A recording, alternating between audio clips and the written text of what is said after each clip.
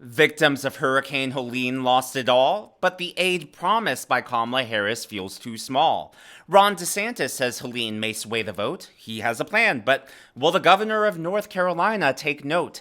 And Doug Emhoff hitting another woman got Chris Cuomo's attention, but for the rest of the mainstream media, is it even worth a mention? We'll get to all of those stories and much more in today's video, but first we turn to MSNBC, where a never-Trumper revealed that, yes, he is indeed voting for President Trump.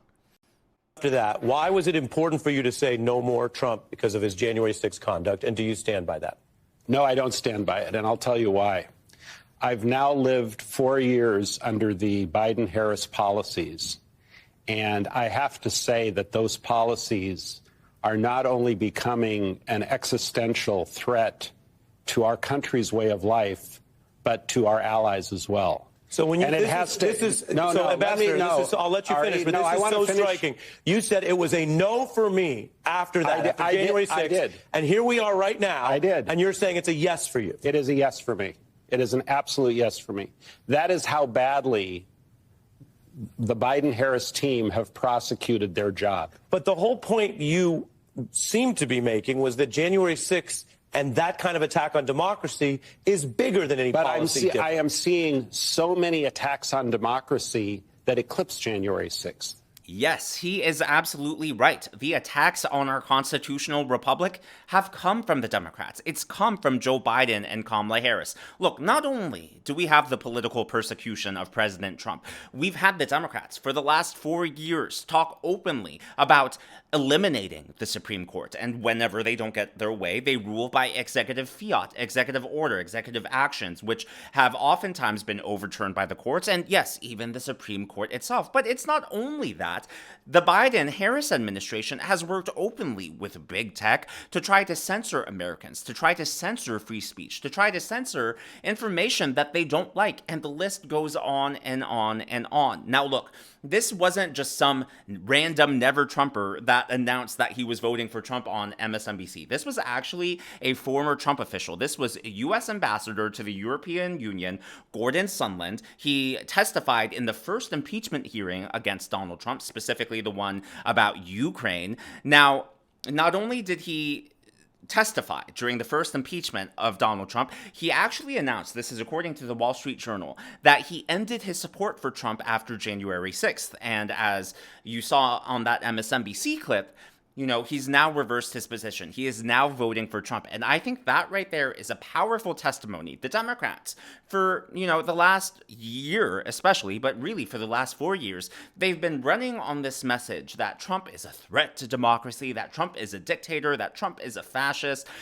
And the reality is that we have all lived through one Trump term. And guess what? Trump did concede. He may have not said the words that Democrats want to hear, but he left the White House, and he left the White House peacefully. As far as I'm concerned, I haven't found any pictures of Donald Trump being dragged out of the White House in handcuffs. I haven't found, you know, any evidence that he was forced out. He left of his own free will. I mean, that right there, actions speak louder than words. That right there is a concession. He left the White House.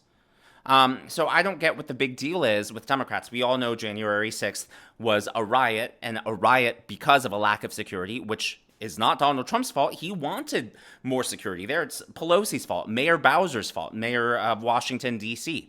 Now, January 6th, of course, is back in the headlines again. We've sort of forgotten about it. But even on MSNBC, they are admitting that Jack Smith's new filing is really election interference because he's brought this up out of nowhere. Not my words. This is according to a legal analyst on MSNBC. Jack Smith has done is he has taken the whole January 6th story out of the memory hole that it has been in for the last few weeks, and he's placed it right in front of the voters. Whether or not they're going to consider this old news, we don't know. But the details in this report are dazzling. The narrative is clear, it is compelling, and it is written in such a way that I think non-lawyers can go through it and ask themselves, how is it even conceivably possible that Donald Trump could be president of the United States again. It is a remarkable story, and it is a remarkable reminder of the stakes of this election. Yeah, it's really clear, right, that the timing of this new filing from Jack Smith is really intended as yet another attempt to try to stop Trump from winning in November. They are, you can tell they're scared that they won't be able to beat him fair and square in November.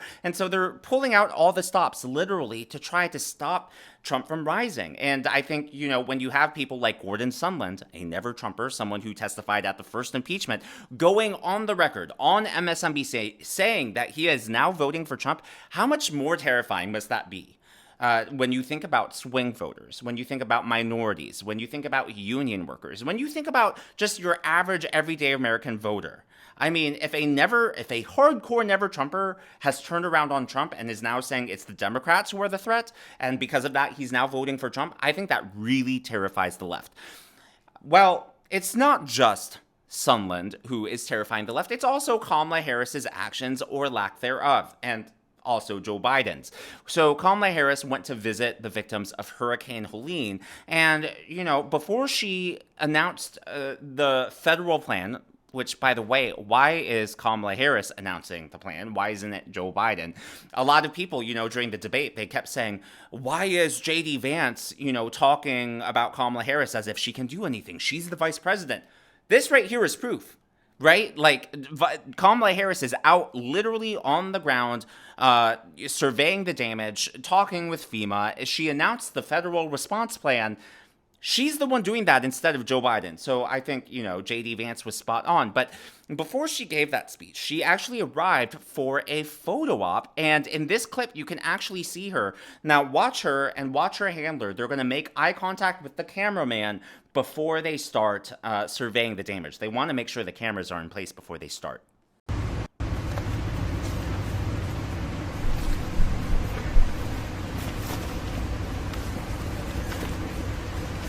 I'm just going to rewind that here. A few things. Again, right here, you can see her and the gentleman in the blue blazer. They make eye contact with the camera. Now, when I press play, I want you to pay attention to the man in the background. So the family off to the screen right is obviously in distress. The mother appears to be wiping away tears.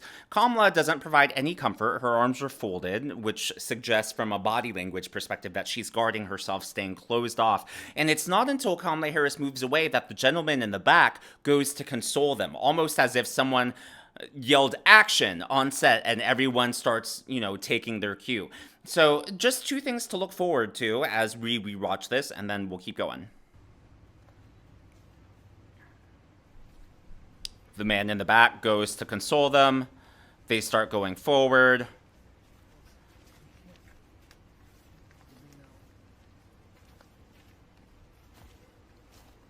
You'll notice she's wearing a crisis jacket. It's nice and crisp, as though it's never been worn before. Maybe, it was fresh off the ironing board just for her. I don't know. But, to me, a photo op in a disaster area is not a good look. Now, I want you to remember back when Hurricane Katrina happened, they bashed George W. Bush. This is Barack Obama criticizing George W. Bush. By the way, it took Bush 3 days to get on the ground for Hurricane Katrina. And when he first went, he actually flew over it, but he flew over it so he could survey the damage. They criticized him for that. They criticized him for waiting 3 days. By the way, it's now been a week for Joe Biden and Kamala Harris. And Joe Biden, by the way, did the exact same thing. He flew over it. But just as a flashback, this is Obama criticizing George Bush for much less than what Joe Biden and Kamala Harris are doing right now. New Orleans and the Gulf Coast extended their hand for help. Help was not there. We can talk about levees that couldn't hold, about a FEMA that seemed not just incompetent, but paralyzed and powerless, about a president who only saw the people from the window of an airplane instead of down here on the ground, trying to provide comfort and aid. Okay, fine. So now that you're... Obviously, we're not seeing similar criticism of Joe Biden or Kamala Harris. I think we know why.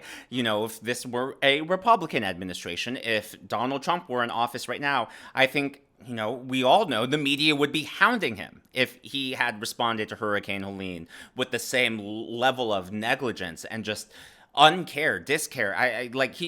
It just appears as if the Biden-Harris administration doesn't care at all, and that is proven by Kamala Harris announcing that the victims of Hurricane Helene, people who have lost everything, are only going to get $750 each. What a slap in the face. And the federal relief and assistance that we have been providing has included FEMA providing $750 for folks who need immediate needs being met, such as food, baby formula, and the like. And you can apply now for anyone who's watching this who has been affected.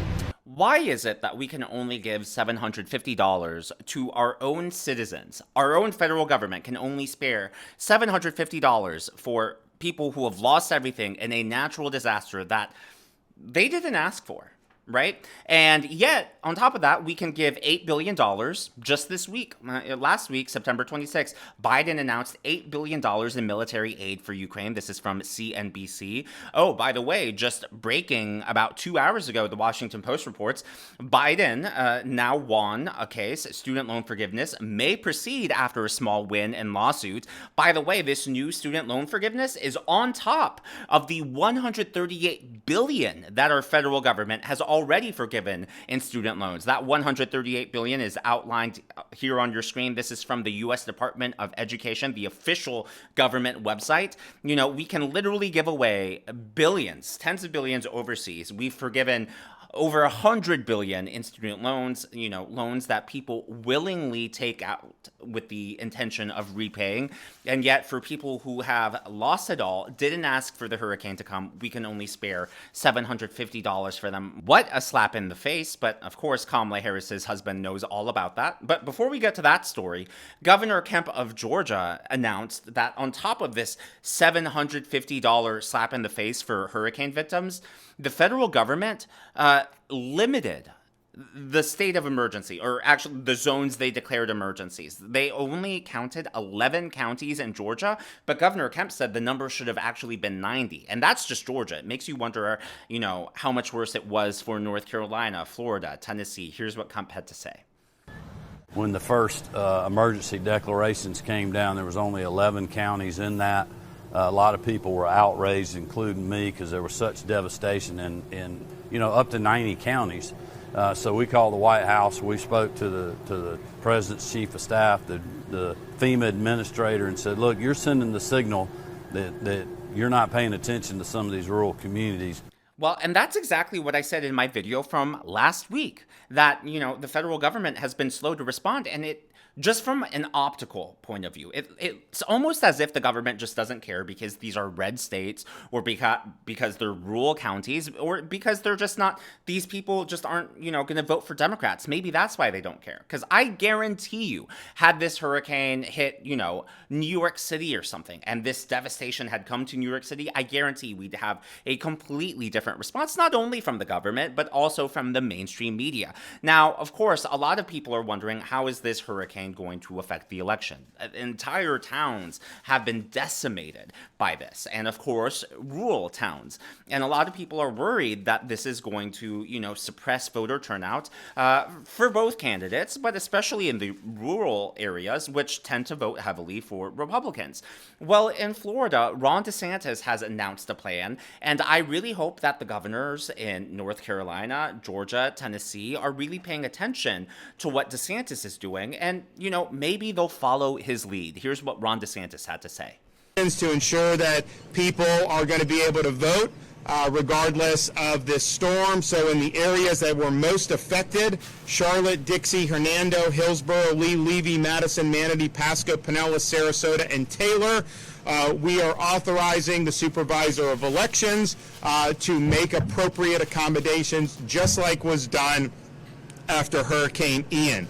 And so we obviously are continuing with voter security efforts. None of those are being lifted. But if there's a polling place that's been destroyed, you have an ability to set up a different site, provide proper notice, and follow all the rest of state law. But this will ensure that residents that were impacted by this storm and displaced maybe still have the ability to vote in this November's election. I think the leadership shown by Ron DeSantis in Florida, just a stark difference from the leadership from Joe Biden and Kamala Harris. I mean, it's night and day. The difference couldn't be starker, and I think, that's why we have an example after example after example of this, and that's why people like Gordon Sondland, who we opened the video with, the Never Trumper, all of a sudden are now saying, you know what, I'm voting for Trump. Not only were things better under Trump, but I think the real threat to our constitutional republic is coming from the left. Now, speaking of threats, Kamala Harris's husband, as I said yesterday, has been credibly accused, of slapping another woman, slapping his ex-girlfriend so hard that she physically spun around. Well, finally, the mainstream media has picked up on this. And when I say mainstream media, I mean Chris Cuomo on News Nation. And, he has a critique for the rest of the mainstream media. And I hope that not only does he continue to put pressure on them, I think, it would be great if Fox News started picking up on this and started hammering this home. And sooner or later, at some point, the media is going to have to fold. They're going to have to cover this story because there are supposedly, allegedly, from what I'm seeing online, there could be even worse revelations coming down the pipeline. We'll see, but this is what Chris Cuomo had to say. If the name were Trump instead of Emhoff, it would be all over the news. Daily Mail, echoed by the New York Post, has a story. Doug Emhoff, Kamala Harris's husband, accused of striking a woman he was on a date with at the Cannes Film Festival back in 2012. They had been drinking, and he didn't like how she talked to the valet. He smacked her. She smacked him back. You do not get very often people coming forward named, and the reason is they're worried about retaliation. These are very powerful people we're talking about. 3 friends all saying they were told the same thing, 2 of them contemporaneously. This woman, Jane, we're calling her, she called one of the friends immediately after the incident. That's what this friend told me. Ordinarily, I don't care about these stories. You could say, well, there may have been an assault. Well, she didn't go to the police. He's not really running. But again, if it were Trump or anyone related to him, it would be on every TV show that is on right now. That is true. It would be on every TV show. But like I said in my video yesterday, it's not so much that he's potentially going to be the first gentleman. It's the fact that I'm not making any accusations. We don't know that Kamala Harris knew. However, he, according to many people, such as Molly Hemingway, has a reputation. A reputation is a powerful word because that suggests that a lot of people know. He has a reputation for being misogynistic and terrible towards women. And so this suggests, perhaps a lot of people know, perhaps there's a cover-up, perhaps, Hillary Clinton, for example, is accused of covering up for Bill Clinton and really persecuting and terrorizing his victims. She was complicit. And so, it's very rare that something like that, to slap a grown person, a woman, in the face, it's very rare that that's a one-off behavior, I believe. Usually there is a pattern of behavior. It escalates to get to that point. And I think this really should speak to Kamala Harris's character. Yes, it's her spouse, but, who is she choosing to live with? What does she know? What has she experienced? You can, no matter how you analyze it, it's just not a good situation, and I agree with Cuomo. If this were Trump or any Republican, it would be a leading story everywhere. But as always, that is just my analysis, my commentary. That's what's going on in the world from my point of view, and I would love to hear what you all think about today's stories. If you haven't already, please be sure to give me a thumbs up. I know it's a simple thing to ask, but it really does help me in the algorithm to reach viewers like you. Be sure to smash that subscribe button and to check out one of these videos.